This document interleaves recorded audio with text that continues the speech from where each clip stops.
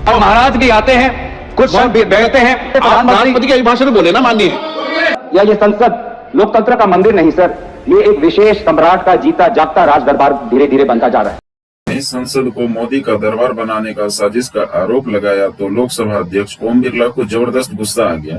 गौरव गोगोई ने कहा कि सांसदों को निलंबित करके बिल पास किए जाते हैं और सांसद को किसी महाराजा का दरबार बनाया जा रहा है। हमारे संसदीय इतिहास में सबसे ये रिकॉर्ड है कि एक दिन में 146 मेंबर्स को निलंबित करना, ये हमारे संसदीय इतिहास में एक रिकॉर्ड है और दुनिया में भी ऐसा कोई उदाहरण नहीं कि एक ही दिन में 146 सांसदों को निलंबित करके 3 दिन में 14 बिल पारित करना, ये रिकॉर्ड है सर, ये रिकॉर्ड है। तो इसीलिए सर एक महिला सांसद को भी निष्कासित किया गया। तो ये पूरे जो संसदीय जो मर्यादा है सर, बार बार हम देख रहे हैं सर। एक मिनट आप भी चुप रहो।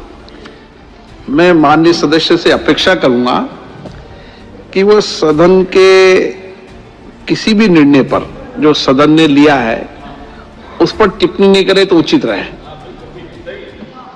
बोले आप, कोई दिक्कत नहीं। सर 2014 के बाद हम इस सदन को लोकतंत्र का मंदिर के तरीके से लोकतंत्र का मंदिर कहकर हम इस सदन को सम्मानित करते हैं। लेकिन सर 2014 के बाद धीरे धीरे हम एक सुनिश्चित योजना सत्ता पक्ष के द्वारा देख रहे हैं। आप बहुत वरिष्ठ सदस्य है, आप संसद पर ही आरोप लगाएं। इस संस्था में आप बैठे हैं, जिस संस्था का पवित्र सदन है, आप ही सोचे क्या बोल रहे हैं आप। नो एलिगेशन ना, आपने संसद पर सवाल उठाया, पार्लियामेंट की सिस्टम पर सवाल उठाया। नो मैं सदन की मर्यादा और भारत की संसदीय की इतिहास की मर्यादा की संरक्षण में बोल रहा हूं। बात कर रहा हूं सत्ता पक्ष की सुनिश्चित योजना, क्योंकि जब भी यहां पे महाराज जब आते हैं तो सारे सांसद खड़े होकर ताली बजाते हैं, उनका जयकार होता है। जो जिस जिम्मेवारी से हम आते हैं, जिस जिम्मेवारी से हम आते हैं सर, वो जिम्मेवारी को हम भूल जाते हैं।